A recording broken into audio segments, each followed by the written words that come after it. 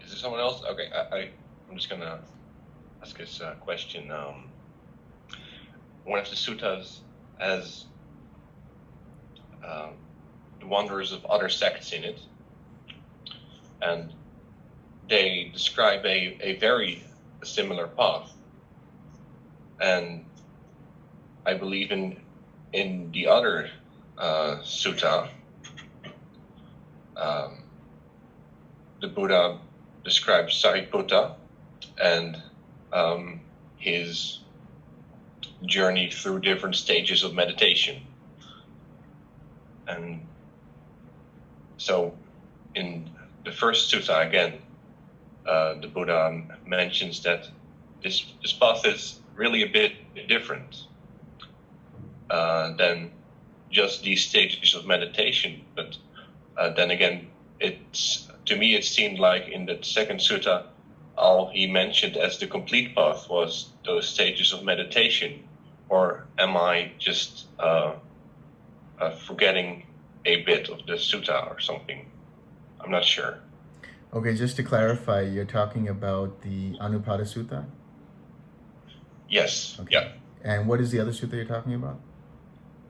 I think it was the second sutta that was here for Day-3. Yes, that's the Metta Sahagata Sutta, I think. Yeah. Yeah. Yes. So yeah, there are the same experiences of the jhanas in other practices. Let's say in yoga practice, in other meditative practices, where you will experience some of the same factors of the jhanas, including joy and bliss and equanimity and so on. The difference here is it's not one-pointed, which means in the case of the other meditative practices, you have a point where you are solely focused on your object, and it's really not collectedness in that case. It is actually concentration. It's one-pointed concentration. And because of that, it doesn't allow you or the mind the space for the hindrances to arise. Rather, what happens is the hindrances are then suppressed. And because of that, you're not able to face them as they arise and be able to let them go through the 6-hour process, let's say. And when you suppress the hindrances, they will manifest again in larger numbers and in larger energy when you next meditate, or even in your daily life. You will notice that the hindrances are still present, and they actually are more in number and more in strength. So if you notice that while you're doing this practice, that should be a good indication that perhaps you are suppressing and not actually allowing the space in your mind to be able to see the hindrances and then let them go. Secondly, yes, in terms of all the way from jhana 1 to jhana 8, these are also experienced in some ways or another in, for example, yoga practice. And in fact, 2 of the Buddha's teachers before he became awakened, one got all the way up to nothingness and the other all the way up to neither perception nor non-perception. So these sort of meditative attainments or states are available in different sects and different practices. The only difference is really where you are using right effort. That's one of the key insights that the Buddha had through understanding the Four Noble Truths, and the Fourth Noble Truth being the Eightfold Path. And within that Eightfold Path, the fold of right effort, which then enables right mindfulness, which then enables right collectedness.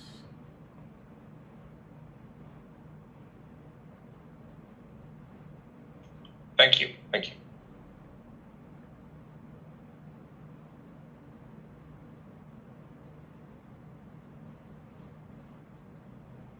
Can I ask a follow-up question on that, Delson? Sure.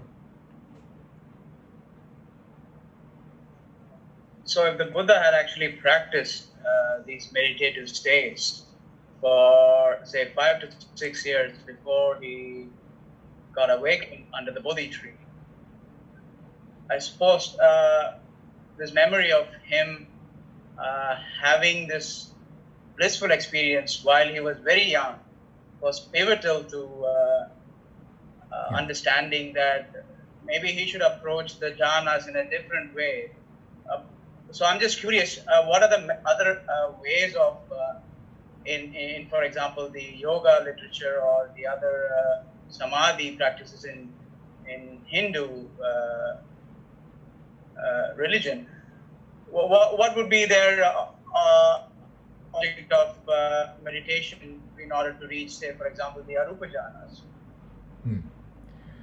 So there are quite a lot of different ways of using the objects of meditations. For example, one of the very simple ways is using a mantra, just a one-word syllable or a series of syllables that help the mind essentially focus, and it's an anchor for the present moment. And so while you're doing that, you're also basically not paying attention to any of the other surrounding thoughts, and then essentially suppressing them and just fully on that mantra or whatever those syllables might be. That's one kind of practice. Another practice is through the breath, but this is more of breath control. It's different from anapanasati in that this is what they call pranayam, which is the conscious control of the breath. So you are doing a certain amount of inhalations, a certain amount of exhalations, a certain amount of length of inhalation and exhalation, and so on.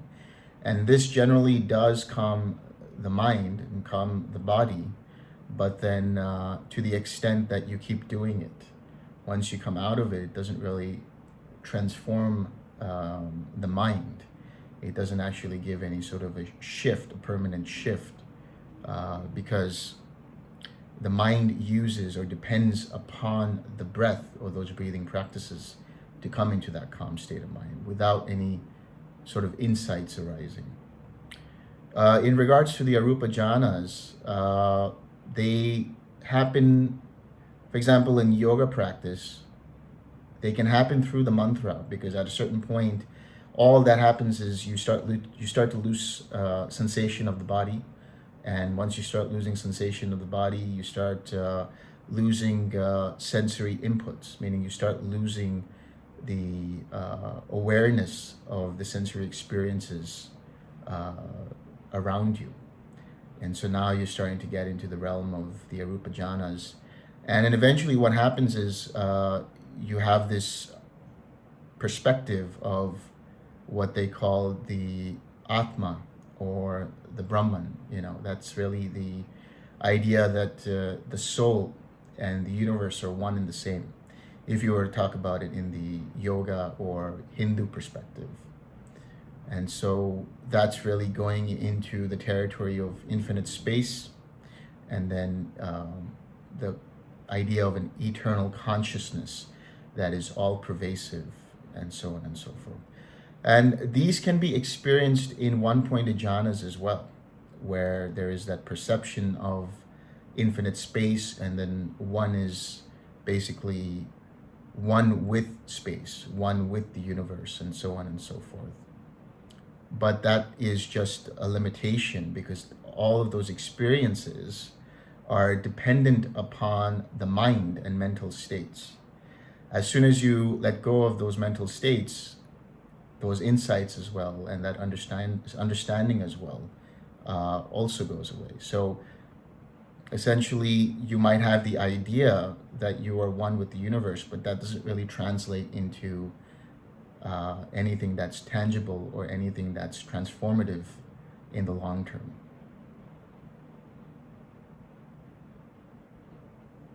Thank you, Delson.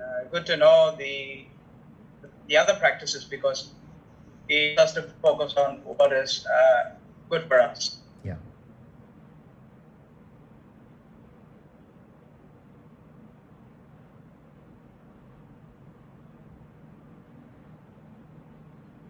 I'm appreciating the question and your response,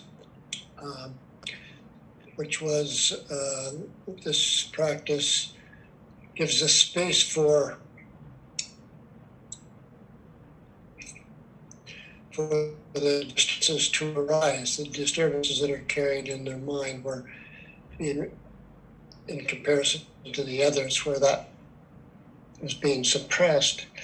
So would I be correct in thinking that part of that clearing of those disturbances is what were happening in the action of the 3 R's, the recognition and then the return. So that is actually chipping away or dissolving or diminishing those things. That Yeah.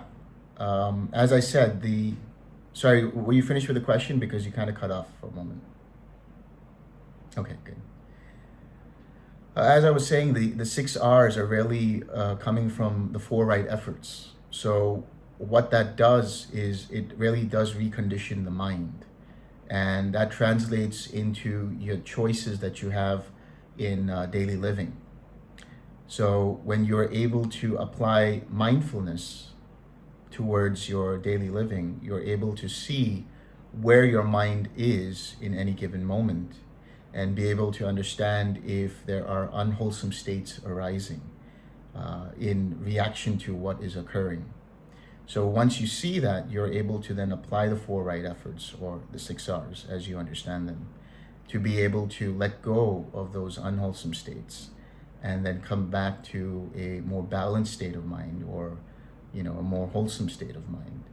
So it is an ongoing practice. It's an ongoing practice beyond just the sitting and walking meditation, because the more you do it in sitting and walking meditation, the more you're able to apply it in your daily life, and vice versa. It's a feedback loop. So the more you can see these situations arising where you have the opportunity to actually apply mindfulness and be able to apply right effort, the more it translates into a stronger foundation for your mind, for your mindfulness, as well as for your meditative practice.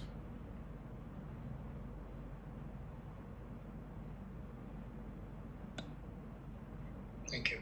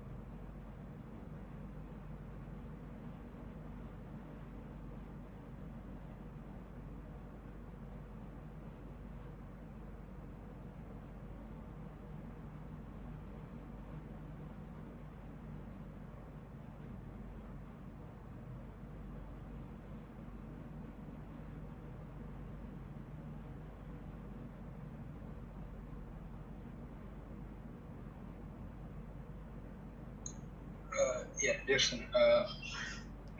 I have a question. Does the meditation influence our health? And if someone is kind of sick, maybe could that be become a hindrance to the practice? Yeah. So the process of relaxing the mind and the body provides a general well-being. So that actually creates for yourself a relaxed mind and body, and that enables for you to have generally good health from the forefront. But if you do get sick, it's advised that you first take some rest to recover. And I will say, from the suttas, there are situations where there was a monk sick, and there was a elaboration of the 7 enlightenment factors, which then helped them to recover by understanding and applying the enlightenment factors.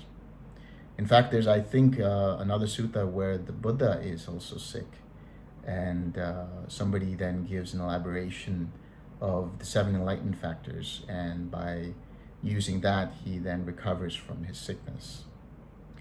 Having said that, if you feel like the body requires rest because of that ailment, it's more important first to get rest, and then you can come back to the practice.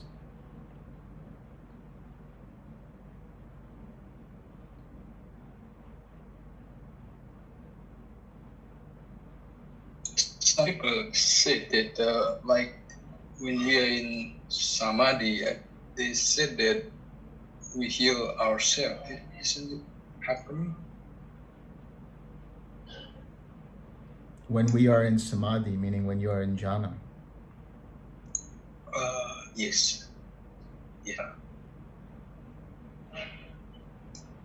It's quite possible, but I haven't heard firsthand from anyone healing through jhana practice on a physical level, so I wouldn't be able to tell you firsthand. Thank you.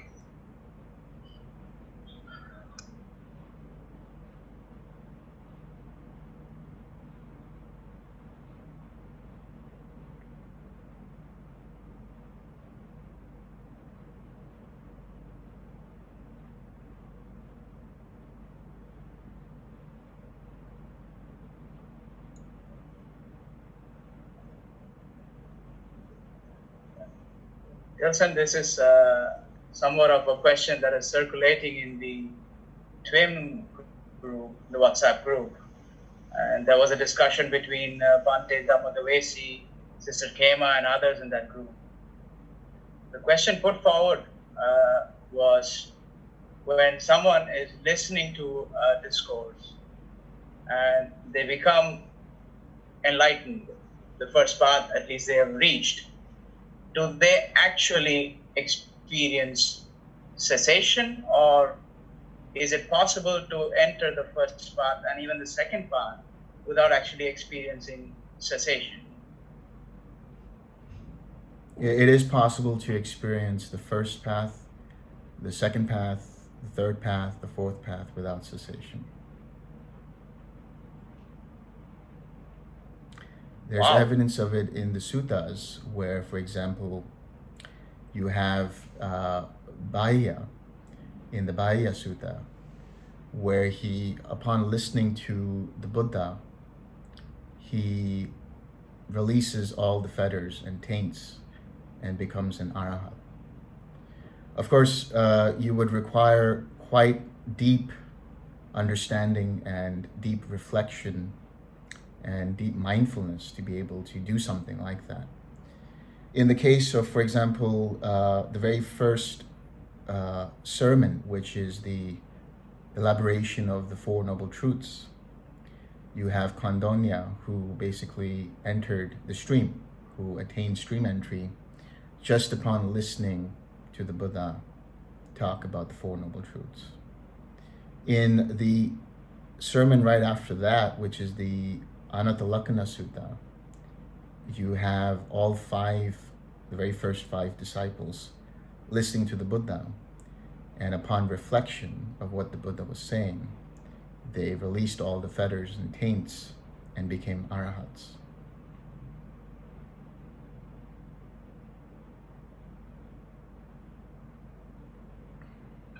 So I suppose it's kind of meaningless to reflect upon whether you had actually entered cessation or not in order to ascertain to yourself that you have reached this level or that level, but rather it is more important to reflect upon the qualities of one's mind and see whether it has really changed you, I suppose. Exactly. So I would tell someone, for example, to see within your own mind and reflect whether certain fetters are present in your mind. And of course, You may have an initial response saying that you do, but you are able to test that out in the coming days, weeks, and months ahead to see whether your reactions and your responses are different from what they were before.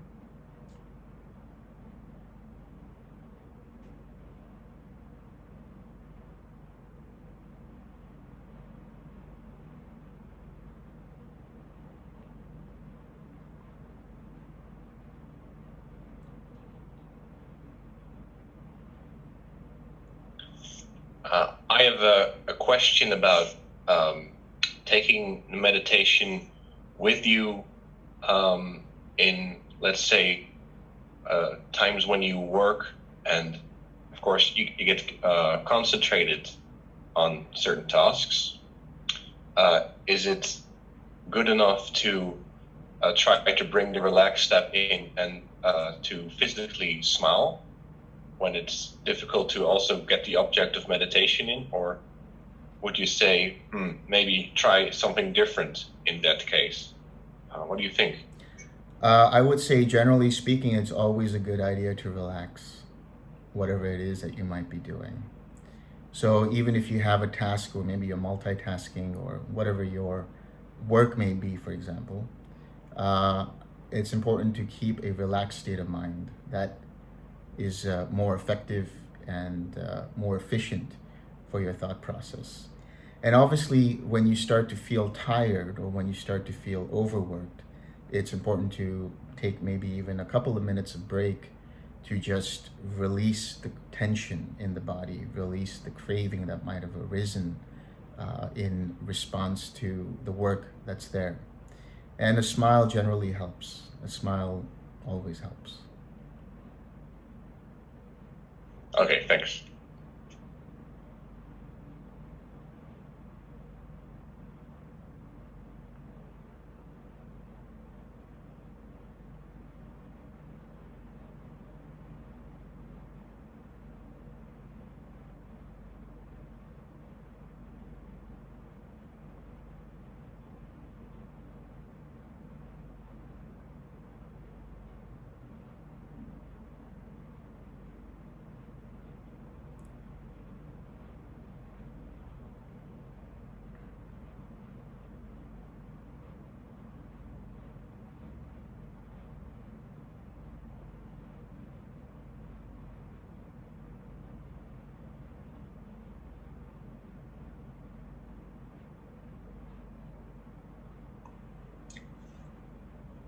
Namo Buddhaya, Delson.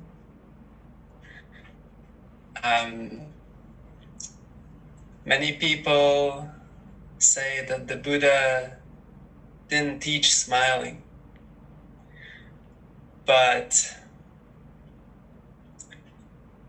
could you perhaps elaborate on a few points where he stresses the importance of joy and upliftment of the mind? So on a practical level, right? This is something I tell people on the on-site retreats, just as a general aside. Go to the mirror and look at yourself in the mirror and create an angry expression, and then smile and see if that works, because you'll generally be very silly. In essence, your smile is a byproduct of joy, and vice versa. When you smile, you're generally uplifting the mind. There is a neurological connection between smiling and having an uplifted mind. In terms of the Buddha's description of joy and how it's important to keep an uplifted mind, the Buddha always talked about it in relation to the 7 enlightenment factors. It's essential, just when you see that the fact that you require all 7 enlightenment factors in order to get to Nibbana, and that one of them is joy, it's obviously quite important. And you actually experience this quite naturally when you get into the first and second jhana, and that then translates into a more calm state, and then equanimity, a tranquil state, and then equanimity. So when you are in jhana, you are effectively working with the seven enlightenment factors. When you are in jhana, the seven enlightenment factors are present, and that includes joy. And so as you traverse through each of the enlightenment factors, getting to joy, and then that translating into tranquility and so on, and then ending with equanimity, when they're all in balance and they're used in a way to bring mind to balance, which includes joy, then you attain nibbana.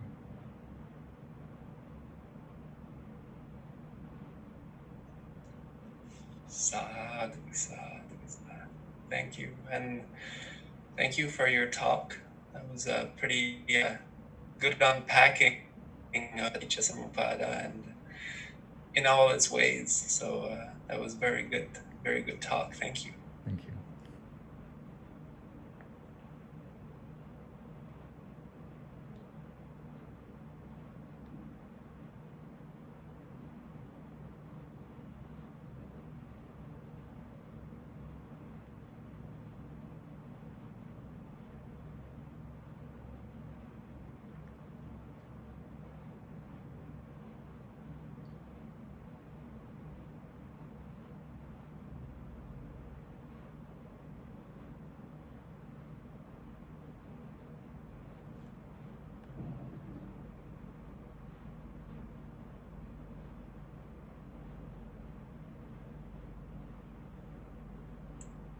Just a question, Delson, as far as karma goes, how and previous karma, what effect does that have on your progression through the Arupa jhanas and beyond the Arupa jhanas?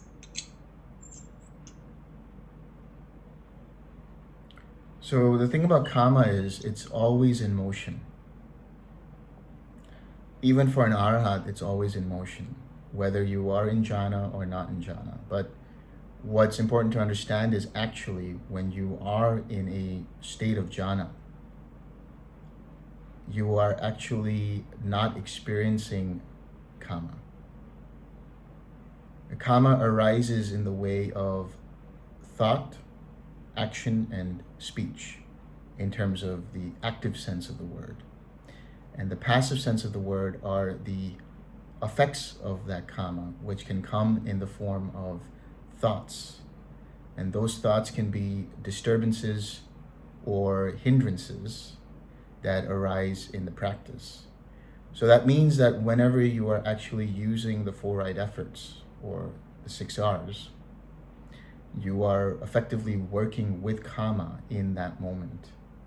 So every time a hindrance arises, you are working with the effect of a karma that you had created in a previous choice. And the more you let it go, the more you experience the cessation of karma. That's why the Buddha says that when you utilize the Eightfold Path, you have the cessation of suffering, the cessation of craving, and the cessation of karma. So generally, I will say that karma does not arise in a jhanic state, in a state of jhana, because when you are in a state of jhana, you're not producing any kind of karma, nor are you experiencing any karma. The moment you experience thoughts, that is karma. The moment you experience those and put your attention on it, that is karma. When you use the four right efforts, you are letting go of the effects of that karma, and bit by bit you are allowing that karma to be worn away. Likewise, in your daily living, in every choice that you make, you are either producing good karma or bad karma, unwholesome karma or wholesome karma, depending upon what actions you take, or what words you speak, or what thoughts you think. That's why it's important to understand right mindfulness and right effort in those choices, to be able to let go of the effects of that karma in whatever way it might occur, and then allow your mind not to react, but to respond in alignment with the Eightfold Path. Every time you do that, you don't produce any new karma, but at the same time, the effect of that karma actually reduces.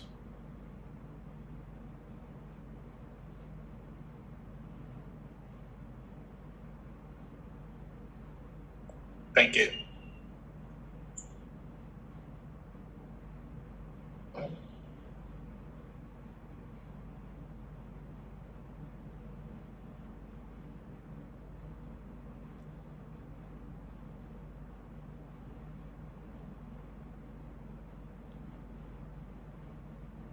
So I'd like to request Bhante Ananda to do us the honor of sharing merit.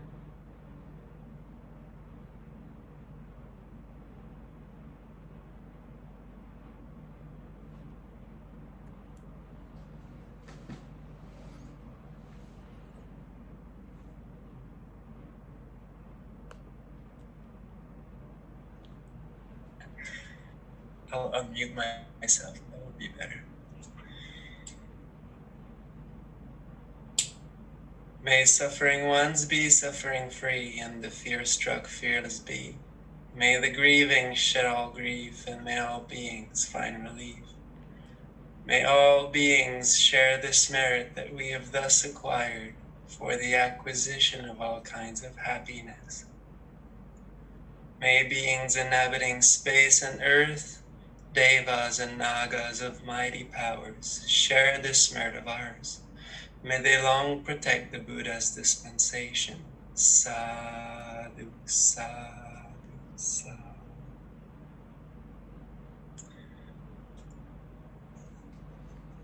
Have a wonderful